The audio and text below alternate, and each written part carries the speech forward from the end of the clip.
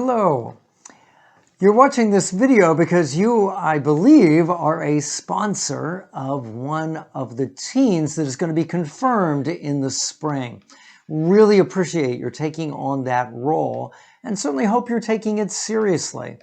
So that's part of this video. I just want to let you know that this Sunday we had planned on having the teens and their confirmation sponsors, you, at the meeting together. But given the rise in COVID cases, that doesn't seem like a good idea. So we're going to meet just with the teenagers. But the topic is the true presence in the Eucharist. And it would help a lot if you could have a conversation with your teen about that at some point down the road. And to help you, I wanted you to know of just one thing that we're going to share with the teenagers, something that might help you personally, but I'm hoping that you and the teen could have a conversation about this insight, if you will. It's an insight that comes to us from the church fathers. A number of them wrote about the Magi. They were kind of struck by the way the Magi visit the Holy Family. If you think about it, if you or I were going to go to a house and see a newborn, we would look at the newborn, but then most of our attention would be paid to the parents. If we brought a gift, we'd give the gift to the parents. But that's not what the Magi do. They go in and they prostrate, they lay down, face down in front of the baby Jesus. They give the gifts to the baby Jesus.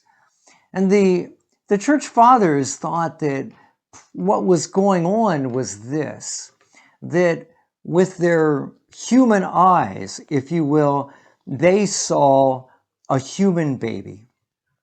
And we know that Jesus was fully human. And so that's what they saw. But in addition to that, with eyes of faith that the good Lord gave them, they saw the full divinity of Jesus. And that it is the divinity of Jesus that they honored when they prostrated themselves and when they gave the gifts. They could see that Jesus was fully divine as well as fully human. And if you think about it, is that not what goes on in the Eucharist? You know, in one sense, when we see it, we see unleavened bread. And that's what we see. And certainly that's what it tastes like. But it is with our eyes of faith that we see that, oh, there's a lot more going on here. This is also Jesus present to us in the sacrament. And so, I don't know that you would know this from your experience, but it's very common in working with teenagers. The communion, that's a little tricky for them. They're not, and they sort of know that it's true presence, but it's hard for them to grasp it. A lot of teenagers come to a better realization of this at adoration.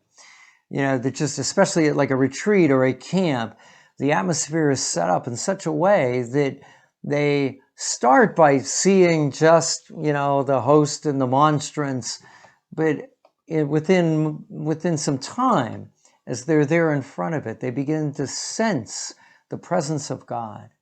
And it's almost like the good Lord opens their eyes of faith, and so that they can see Jesus in the sacrament. It's really an amazing thing to watch when you're around a bunch of teens in that situation. So I'm hoping that you can have a conversation with the teen about that, even if it includes a conversation of some of your own doubts. This is not the easiest thing in our faith to grasp. And so perhaps you could talk about how you came to your belief in the true presence and maybe help the teen along, maybe just encourage them a bit. So thanks again for being a sponsor for the teens, and I hope this little video is helpful. We're going to share this bit about the Magi with the teens on Sunday. And so perhaps maybe sometime next week, a phone call or something, you could talk to them, just see what they thought about that, how they're thinking and where they are. And I hope in early February to have the teens and you, all the other sponsors together. Hope things will be just in a better shape at that point. Again, thanks. May God bless.